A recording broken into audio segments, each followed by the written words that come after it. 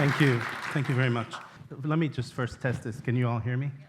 Okay, excellent. So let me begin first by thanking the organizers, Kimberly Scott in particular, her staff, all the volunteers, all the high school students here. Love the fact that you're here. And of course, Meghna, who I'm a huge fan of hers and listen to her all the time. And of course, my co-speakers. So today I'm going to talk to you about Saudi Arabia, and I'm going to try to do 3 things in 20 minutes, which is very hard to do, especially for a professor. But, so the 3 things I want to do is I want to tell you something about Saudi Arabia, I want to tell you something about the Crown Prince of Saudi Arabia, and then I want to talk about how the US should think about the country and this man. Before I do that, though, a couple of prefatory remarks. I've been studying, I'm from the Middle East, and I've been studying the Middle East for maybe three decades plus now. And I've always found that if you have illusions, and I'll explain what that means in a second, you misunderstand the place. And by illusions, I mean projecting our own desires and wishes, our own kind of vision of what the place ought to be like or should look like. It's best to sort of have a completely unvarnished, super cynical, often pessimistic view of the region to understand it. And I've almost always been right in my pessimism and my cynicism. So with that, let me turn to Saudi Arabia. So Saudi Arabia is a huge country. It's bigger than Iran. It's 1.5 times the size of Western Europe. It has about 23 to 25% of the proven reserves of oil in the world.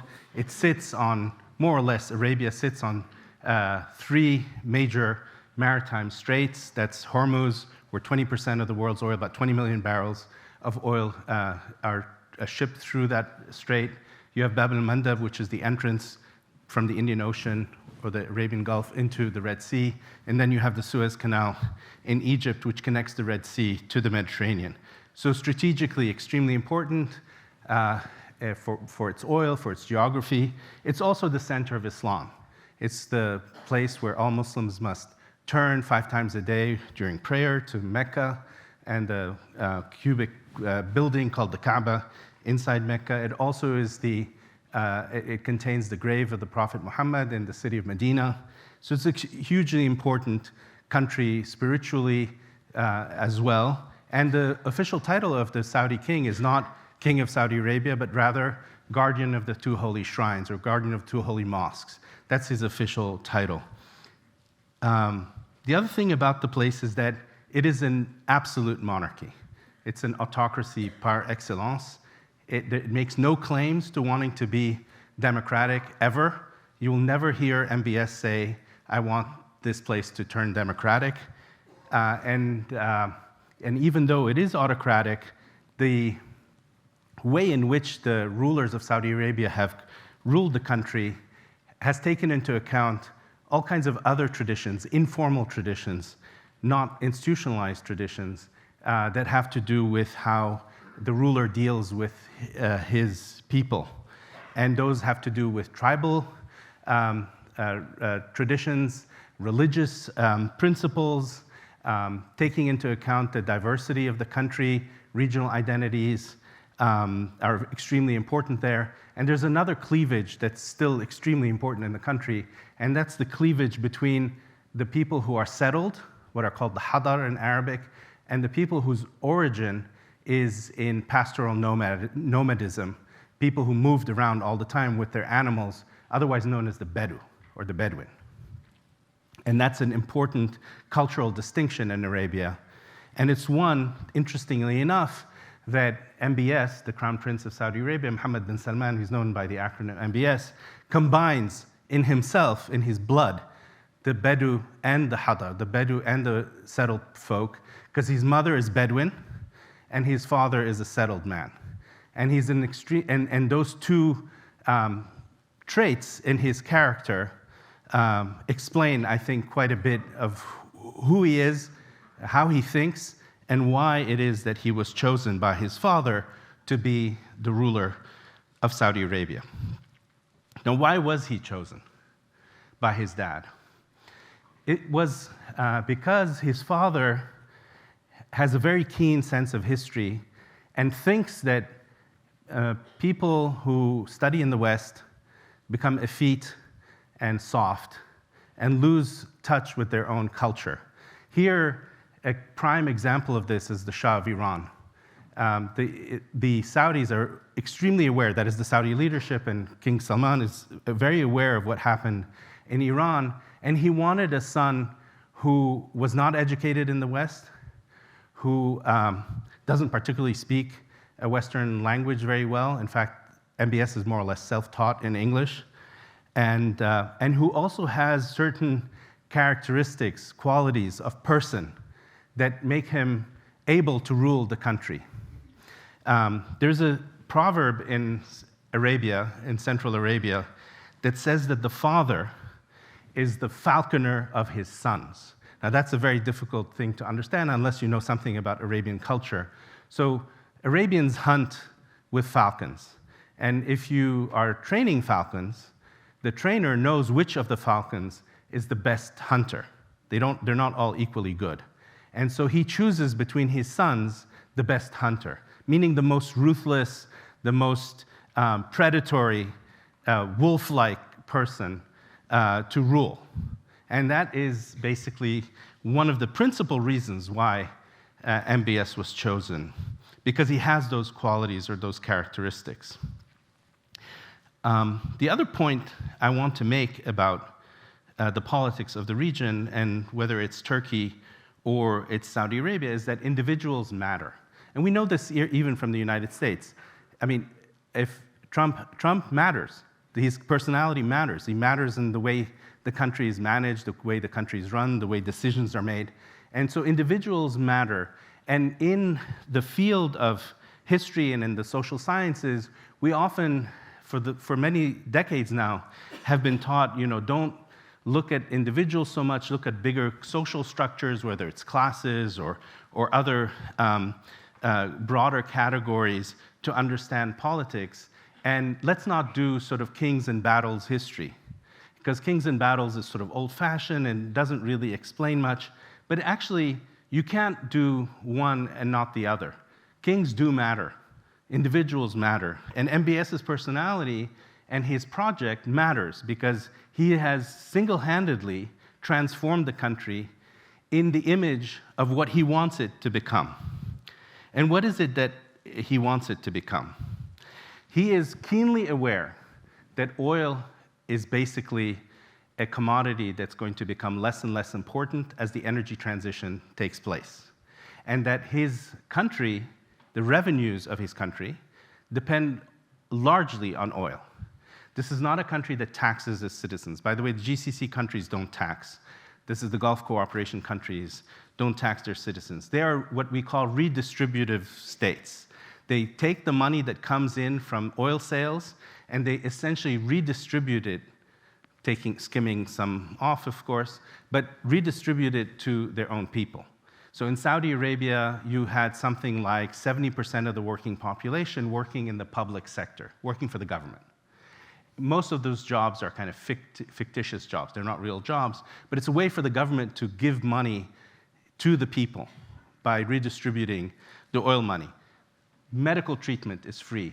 Education is free. If you're a Saudi and you have a rare disease that cannot be treated in the country, you can ask the government to fly you out with your family to Sloan Kettering in New York to get specialized cancer treatment, and the government will pay for it. Okay, that's the kind of government it is when it comes to its people, and that is extremely expensive and unsustainable, right? Even if you have the lowest cost of production for a barrel of oil, you still need to find other ways of generating revenue. So what you need to do is diversify your economy, which means to build new sectors that are not dependent on oil so that you can create jobs, lessen the burden on the public sector and on the government, and have the private sector take up that slack. So what are the areas in which he is trying to diversify the economy? Logistics, service industries, tourism, tech, manufacturing, all kinds of different areas. And he is throwing everything at at this in the hope that some of it will stick and will work, knowing that some of it will not. And this is not unique, by the way, to Saudi Arabia. The UAE, the United Arab Emirates next door, is trying to do the same thing. Kuwait is now tentatively starting to do the same thing. Qatar is trying to do the same thing because they all see the writing on the wall and that oil eventually will not be a commodity that people will want to purchase, and they will have to create new sources of revenue. There's a famous saying that allegedly, it's probably apocryphal, that a former Minister of Energy, Minister of Oil of Saudi Arabia, a very famous dandy-like gigolo-type minister called Ahmed Zaki Yamani. The older people here will probably remember him from the 1970s. He famously was held hostage in Vienna at the OPEC meeting by Carlos the Jackal. Ahmed Zaki Yamani said, the Stone Age did not end because the world ran out of stones. It ended because a new technology came and replaced the stone. And that's the fear that every Saudi monarch, every Saudi leader has. So what do you do to move yourself away from that dependence? You diversify. But before you diversify, and especially if you're trying to completely transform your country, you have to centralize and consolidate power. And that is what MBS has managed to do. There was a coterie, a large group of people, the royal families, many thousands of princes. Most of them were feeding at the trough, getting contracts from the government, tripling the cost of any contract, when the government was trying to build something. I can give you an example of a university that was built for women called Princess Noura University. Its actual original cost was 9 billion Saudi riyals, so about $3 billion. It ended up costing the government 33 billion riyals. And that's because the difference between 9 and 33 was pocketed by different officials and different princes who were involved in the contracting. So MBS wanted to stop this. He wanted to stop the corruption, and he wanted to castrate other members of the royal family from having any power and also having any say in how money was divvied up from the public treasury. So what he did was he threatened them. He also arrested a bunch of them, took them to a fancy hotel called the Ritz-Carlton, where he showed each one of them a large file that had been compiled on how much money they had taken, and then he asked them to give back this money. And he was able, and he used coercive means to do this, by the way, and he was able to garner, basically collect about $100 billion worth of money from this exercise, much of which has now been actually wasted on different giga projects that he's run, that he's set up that haven't succeeded. But we'll get to that in the Q&A in case you're interested in these giga projects, like the one called NEOM. So one thing was to consolidate and centralize power. The other thing he needed to do is to turn the country, as he says, into a normal country. By normal, he means that he needed Saudi to feel on the streets and in the workplace like a normal place where you didn't have religious zealots running around with sticks, beating women, beating men for having long hair or not being veiled or having makeup on and so on. So he needed to control the religious police and the religious sort of feature of the country, which the government had allowed to exist especially after the 1979 revolution in Iran and the rise of a group of zealots that took over Mecca briefly for 2 weeks in November of 1979. So he had to tame the religious police, and he put them basically, took them off the streets and put them in their offices and has not allowed them to engage anymore with the public. So there's this social change. It's a kind of social liberalization without political liberalization. There's no talk of political liberalization, but just basically allowing people to dress and behave in the way they want in the street. And so now you see women without veils, you see women with veils, but you see men with long hair, with earrings, with makeup, whatever. I went to a rave in Saudi Arabia with 700,000 other Saudis. It was the wildest homosocial event that I'd ever been to. And no one was bothering anyone. And that's by design. He wants that because that's what normal means.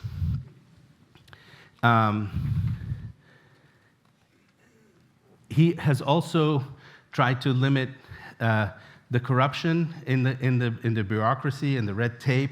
Saudi today is one of the most advanced e-government countries on the planet.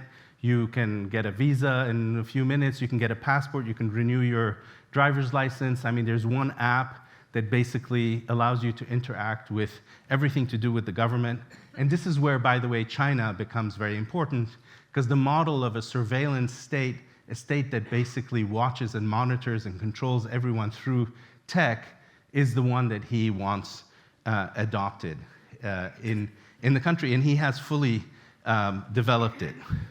The other thing he's trying to do is to change the ideology of the country. So historically, Saudi Arabia was officially created in 1932 as a monarchy. It really started in 1902. The ideology of the country, for most of its modern history, has been, this is the center of Islam, this is where true Islam is taught, this is where we propagate Islam.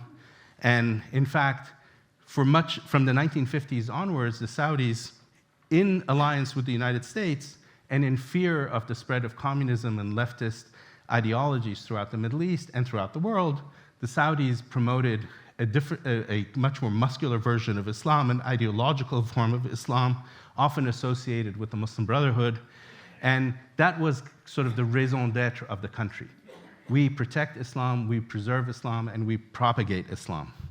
That led to extremists that the country thought could tame and control, but ultimately couldn't, with the rise of Al-Qaeda after the Afghan war against the Soviets. And so MBS sees this and he says, this is dangerous, it's also a really bad brand.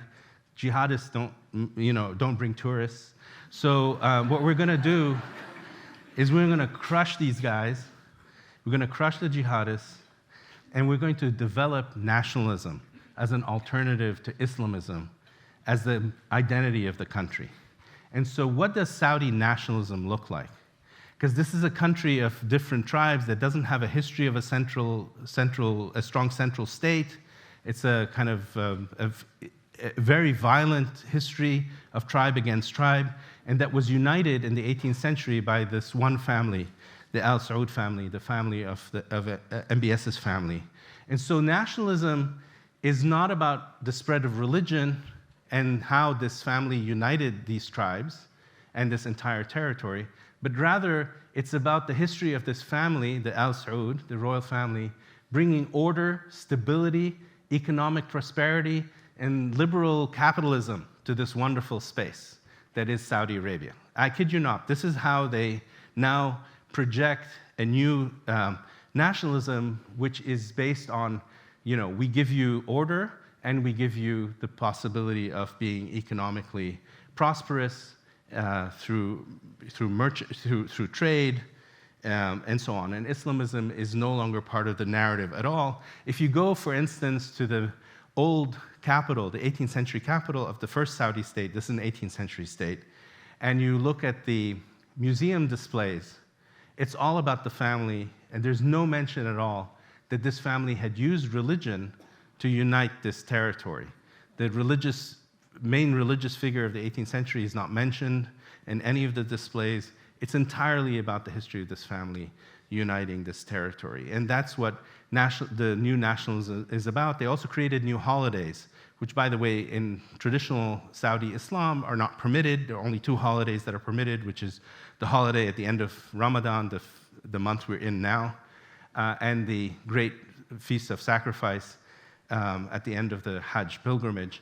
They've created three new national days. There's Flag Day, a new holiday. There's the Day of Founding, which is when the Saudi state was founded. They created a new date for that out of thin air. And they also have sort of another national day that they celebrate. And the country shuts down for these three holidays. As I said to you, this is not unique. Some of what I just described is not unique to Saudi. You see it in the United Arab Emirates. In fact, the United Arab Emirates tried to diversify its economy about 10, 15 years before the Saudis began in 2016, 2017 to do this. And you really do see in Saudi Arabia a serious transformation. You can feel it in the texture of interactions with people. There are many, many more women in the workforce. The women, as pointed out earlier, are better educated, harder working, more disciplined, and they're the better human capital of Saudi society. And MBS knows this. He's not a feminist, by the way. Just like Lee Kuan Yew in Singapore is not a feminist. He just sees, like, who are the better people? Let's deploy them. Very pragmatic in how he thinks about resources at his disposal. And I can say a lot more about him because I've met him about 30 times now, and I get to know. I've played video games with him. He's a big video gamer, big time. Very interesting character. Very complicated person. His mother has had a huge influence over him. He's also extremely solicitous. Like when you're with him, he notices whether your cup is empty and you need more coffee, whether you're hungry. There's something about him that's quite unlike the other Saudi princes that I've met over the years. Now let me end by just talking briefly about the United States and how the US should think about him and about Saudi Arabia. So in America, we have this constant tension in our foreign policy between what I would call the idealists and the realists, okay? And the idealists are people who want good things. They want democracy, human rights to be spread and to see those things in other countries. And the realists are focused often on just core interests. So the two kind of ideal types of this way of looking at the world. And by the way, the idealists are not just left-wingers. You also have right-wing idealists, right? The neocons are idealists. The ideal type of the idealist is probably President Jimmy Carter, okay? And the ideal type of the realist is President Trump. Just purely transactional, doesn't care about the internal workings of countries. He even says it. Gave a speech in Riyadh, said, I don't care how you run your countries, as long as we can do business and make money. That tension runs through our history, and it's not an easy one to reconcile. And you can be more on one side and be more on the other. When it comes to Saudi Arabia, there's certain core aspects to the country that every American president immediately realizes once they come to office. And you saw this very clearly with President Biden. President Biden started out an idealist, wanting to punish Saudi for its human rights violations, which are many. And then once the Russians invaded Ukraine, he realized that, boy, we need Saudi Arabia on side when it comes to oil production, because otherwise oil prices can shoot up. And if you remember, there was a time when the gallon hit $7 in California, and everyone was blaming President Biden for this, and then there were these midterm elections that were coming around the corner in 2022. He didn't want to lose them, so he wanted the price to go back down. So he sends his national security advisor to Saudi to ask for more oil production, because the Saudis have what is called spare capacity. This is oil that they can produce almost at will if they choose to, but choose not to in order to regulate the market. So President Biden's turned from being an idealist to being a realist fairly quickly and developed a very strong relationship in the second half, in the last year and a half of his term, with the Saudis, because he realized that they are important for global economic stability, for dealing with Russia, dealing with China. And so that's a tension in our history. Now, the way to think about MBS, if you're an American, I think, is to say, okay, there are a lot of things you're doing that we like. You know, developing and diversifying, developing your economy, diversifying your economy, socially modernizing, becoming normal, treating women better, that's all wonderful. but there are things you do that we don't like all your human rights abuses, we don't like. And it's actually bad for your image, it's bad for your brand, it's bad for tourism. So how do we try to deal with him given that reality? Other things, by the way, that we like about him is that he's trying to build his own military capacity so that he doesn't have to rely on the United States as much, as it were, carry his own water militarily. He's also trying to, now, the first 5 years or so were a bit nutty when he was consolidating power. Now he's this force for stability and order in the region. He's trying to reach out to different countries, trying to bring peace to the Sudan, for instance, intervened with President Trump on that. So all of that is good. But how do you deal with the question of human rights? So I found that when dealing with autocrats like him, like MBS, it's very useful to engage them in private on matters that, like human rights, and to try to pressurize them in private, not in public, because in public you make them lose face and you embarrass them, and to try to get them to do things that you want them to do. And both President Biden and President Trump have been relatively successful, not entirely successful, when it comes to the freeing of prisoners of conscience and human rights, prisoners whose human rights have been abused. There are about 3,000 human rights prisoners that we would consider prisoners of conscience or political prisoners in Saudi Arabia. And in the last year and a half, MBS has liberated about 1,000 of them. Now, they're not entirely free. Some of them have bracelets or anklets on their, they're under house arrest, or they're confined to the country. By the way, he's done this to some of his brothers too. It's not just, people who criticize him for his politics. But there has been some movement in that direction. And I think that one should encourage him more in that way. Again, I think more privately is more effective than publicly. And then one should also encourage him to keep doing a lot of the things that he is doing, which is basically to make Saudi Arabia a normal country. Thank you.